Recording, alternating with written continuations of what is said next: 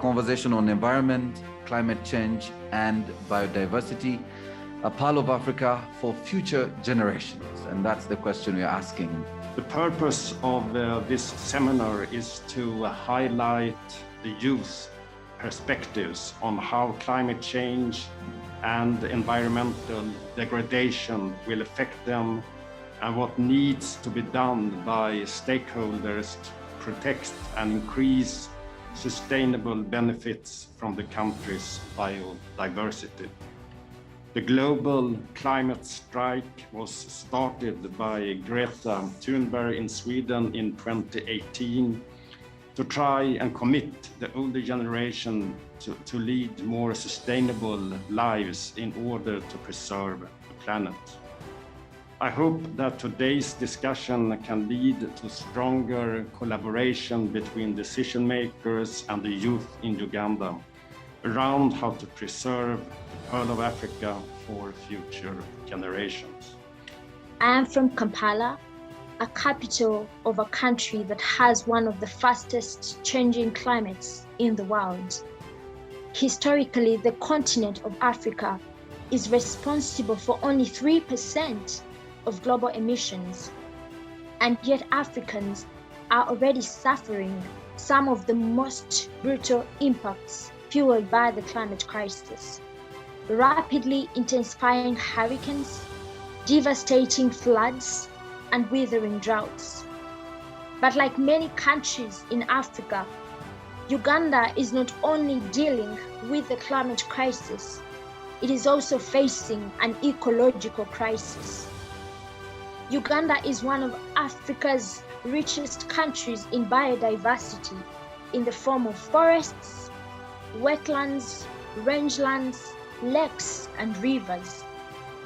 All Ugandan government ministries, not just the Ministry of Environment, need to take action to halt biodiversity loss and decrease our ecological footprint.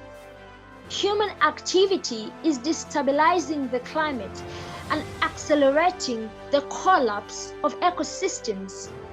If we want to have any chance of keeping global warming to 1.5 degrees, we need to cut emissions by half over the next 9 years.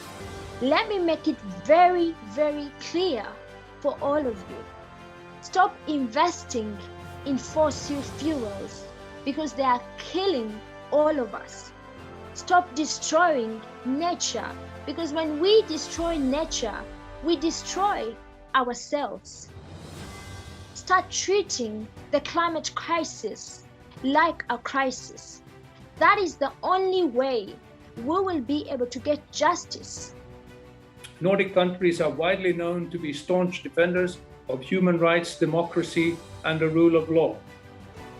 All countries and regions naturally make their own choices based on their own needs and reality. We Nordics are, however, very happy to share our experiences, and maybe you can draw some useful inspiration from this also in the Ugandan and East African context. I think it's clear that none of us is big enough to survive and thrive on our own. To me, the Nordic case shows that closer regional cooperation can play a significant role in generating more intra-regional trade and welfare for everyone. Protecting the diversity of our nature has unfortunately become a key challenge for humanity. Young people around the world have already been at the forefront of the efforts to combat and mitigate climate change for some time. To make change happen, we will need to change our thinking, our policies, and our economies towards more sustainable and circular models. Despite the Nordic countries and East Africa being at almost opposite sides of the world, the challenges we are facing are very, very similar in many ways. To be successful, we need to find ways to work together with our neighbors, and we need to think about how we can make our economies more sustainable. Our future is stolen, our dreams are frustrated, our present is broken, our climate isn't safe. You know, it's one thing to hear that the countries from the global south are going to be hit the most by the climate crisis. And it's another thing to be staying in that country. Uganda is hotter than before. It is polluted with more carbon emissions, which is not safe for everyone, and it will be worse for future generations. We are fighting the climate crisis to save future generations, but we cannot save the future while the present is already polluted. It is time to end our senseless war with nature and start the healing process. In a special way, let me extend my sincere gratitudes and thanks to the ambassadors of Sweden, Denmark, Finland, and for the carefully selected theme that speaks to the future generations and the need to address the challenges of environment and climate. Ladies and gentlemen, the government of Uganda has put in place a number of interventions, and it is on response to environment, climate change, and biodiversity, including and not limited to the robust policies which we have in existence. For example, we have a classic policy on wetlands management, we have climate change policy, we have forestry policy, we have wildlife policy, and we have the National Environment Management Policy. There is scientific consensus on the fact that the planet is now warming at a higher rate than before, and it is human-induced. We need to reduce pollution, and we need to make preparation for what to come next for the future generation. On our part, as Ministry of Water and Environment, we shall continue to push policy and organize communities to best prepare themselves for climate change, just as you are already doing in this sense of collective responsibility whenever you are. Reintroducing the rhinos to Uganda is quite achievable, but the government has to make very strong commitments. As you or people participating on this call are aware that the rhinos are the most sought after wildlife animals in Africa, maybe second to the elephants.